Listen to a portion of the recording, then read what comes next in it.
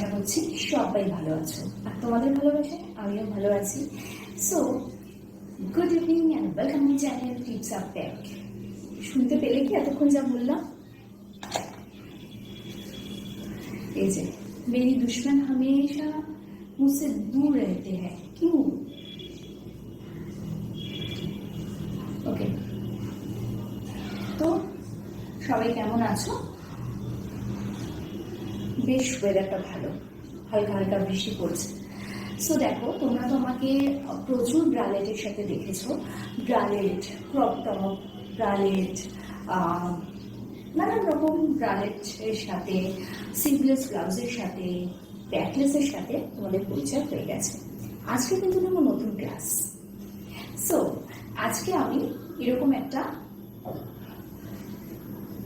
একটা কি বলতো, এটা না অন্য কিছু ভেবো না, এগুলো হচ্ছে স্পোর্টস ব্রা। তো এরকম একটা এর আগে দেখিয়েছি তোমাদের স্পোর্টস ব্রা দিয়ে। তো এরকম একটা ব্রায়ের সাথে আমি কিন্তু পরে নিয়েছি এরকম একটা শাড়ি। এটার সাথে এই শাড়ি পরে কিরম লাগছে? আমি কিন্তু এর আগে স্পোর্টস ব্রার সাথে পরেছি শাড়ি, কিন্তু আজকে একটা অন্য টাইপের স্পোর্টস ব্রা এবং অন্য টাইপের শাড়ি। তো কিরম লাগছে সেটা তো তোমরা বলবে। আরও একটা কথা তোমাদের শেয়ার করি, সেটা হলো যে এই যে বলে না যে সবসময় টিপিক্যাল ব্লাউজ দিয়েই শাড়ি পরতে হয়, না হলে শাড়ি ভালো লাগে না পরলে, বা ধরো টিপিক্যাল 3/4 ব্লাউজ বা সিভলেস ব্লাউজ এগুলো দিয়ে শাড়ি পরলে ভালো লাগে। আমি অনেকেই বলতে শুনি যে এত খোলামেলা ব্লাউজ কেন, বা এত খোলামেলা ভাবে কেন পরেছো? তো দেখো, একটা কথা বলি, যে কোনো জিনিসটাই কিন্তু তার ব্যক্তিগত চয়েস। সে কীরমভাবে খোলামেলা রাখবে, কতটা খোলামেলা রাখবে, বা কীভাবে সে প্রেজেন্ট করবে। একটা ব্যাকলেস ব্লাউজ দিয়ে যেমন খুব সাধারণ শাড়িও অসাধারণ হয়ে ওঠে, ঠিক সেরকম মানে বিভিন্ন টাইপের যদি তোমরা ব্রালেট দিয়ে ব্লাউজ দিয়ে ট্রাই করতে পারো, তাহলে কিন্তু সত্যি অসাধারণ দেখতে লাগে। এবার আসি স্পোর্টস ব্রা দিয়ে শাড়ি। এরকম আবার হয় নাকি? স্পোর্টস ব্রা দিয়ে শাড়ি কিন্তু অনেকে পরে এবং খুব কনফিডেন্টলি পরে। দেখো, আজকে আমি শাড়িটা একটু নিচু করে পরেছি, আদারওয়াইজ শাড়িটা যদি আমি একটু উঁচু করে পরতাম, এর সাথে যদি আমি এটা যে কোনো লেদার পাম শু বা ধরো যে কোনো কভার শু পরে নিতাম, ইভিন স্পোর্টস শু, ভীষণ ভালো যেত। তো সাজটা আবারও বলি, নিজস্ব ব্যাপার, কে কীভাবে সাজবে, কতটা শো অফ করবে সেটা তার ব্যাপার, নাম্বার 1। নাম্বার 2, যেটা করবে ওপেনলি করবে, সবার সামনে বলার বা করার সাহস রাখবে। ওই এমন কিছু করো না যেটা লুকিয়ে লুকিয়ে দেখতে হয়, লুকিয়ে লুকিয়ে করতে হয়, সেটা সম্পর্ক হোক, সাজগোজ হোক, বা তোমার ব্যক্তিগত জীবন, যাই হোক না কেন। সো সেরমভাবে করো না। আর একটা কথা বলে রাখি, যে এই যে স্পোর্টস ব্রার সাথে আমি শাড়িটা পরেছি, কালার কম্বিনেশনটা কীরকম হয়েছে? দুটোই কিন্তু একটু অফ কালার, কিন্তু কম্বিনেশনটা কীরকম হয়েছে সেটা বলবে।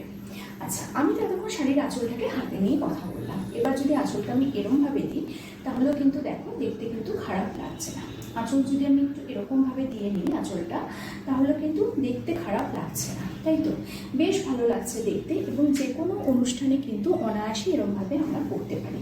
এর সাথে যে খুব বেশি অ্যাক্সেসরিজ পরার দরকার হবে বা খুব বেশি সাজার দরকার হবে এমনটা নয়, তুমি কতটা কনফিডেন্টলি ক্যারি করতে পারছো। আরেকটা কথা বলে রাখি, এই কনফিডেন্টলি ক্যারি এটা কিন্তু ডিপেন্ড করে তুমি কোন পরিবেশে আছো। তুমি যদি একদম মানে মফস্বলে থাকো বা একদম প্রত্যন্ত গ্রামের দিকে থাকো, তাহলে কিন্তু এরকম খোলামেলা ড্রেস পরতে একটু অসুবিধে হয় বই কি। আসলে মফস্বল বা একটু গ্রামের দিকে মানুষের এখনও অতটা অভ্যস্ত হয়নি, হয়তো আরও 5-7 বছর কি 10 বছর পর পুরোপুরি তারা অভ্যস্ত হয়ে যাবে, বাট এখনও তারা এতটা অভ্যস্ত হয়নি খোলামেলা পোশাকে। তো যেরকম বলি, যদি মনে হয় সেই ক্ষেত্রে ওপরে একটা জ্যাকেট, শার্ট অবশ্যই পরে নিতে পারো, বাট শাড়ি এতক্ষণ যে আমি পরলাম, সেটা আঁচলটা আমি হাতে নিয়েও দেখালাম বা এরকম তুলেও দেখালাম একটা সাইড নিয়ে, তো কীরকম লাগছে সেটা তোমরা বলবে। আবারও বলছি, কনফিডেন্টলি ক্যারি করো যে কোনো ড্রেস, তাহলেই তুমি হয়ে উঠবে অসামান্য। তাতে কি গা ঢেকে নোংরামি করার থেকে আমার তো মনে হয় না যে সবাইকে তার পোশাক আশাক দিয়ে যাচাই করা উচিত। ধরো গা ঢেকে কেউ নোংরামি করছে, তাই তো অনেকেই করে। সুতরাং কেউ খোলামেলা ড্রেস পরেছে মানেই সে খারাপ, আর আর কেউ একদম শাখা পলা পরে মাথায় ভর্তি সিঁদুর বা ধরো একদম ভীষণ ঢাকা টপচু বচন, তার মানেই সে ভালো, এই জাজমেন্টটা করাটাও বোধহয় ঠিক না। কারণ ব্যক্তিগত জীবনে যেমন ইন্টারফেয়ার করা ঠিক না, অ্যাজ ওয়েল অ্যাজ কারো পোশাক নিয়েও জাজমেন্ট করাটা কিন্তু একদম ঠিক না। সো কেমন লাগলো আজকে আমার ভিডিও, দেখি আজকে আমার ভিডিওতে তোমরা কীরকম রেসপন্স দাও।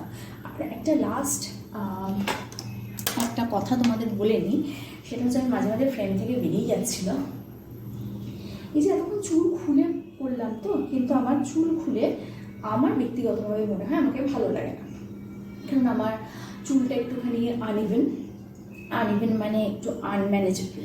হ্যাঁ, আর আনইভেন বললাম মানে আমার চুলটা এখন কোনো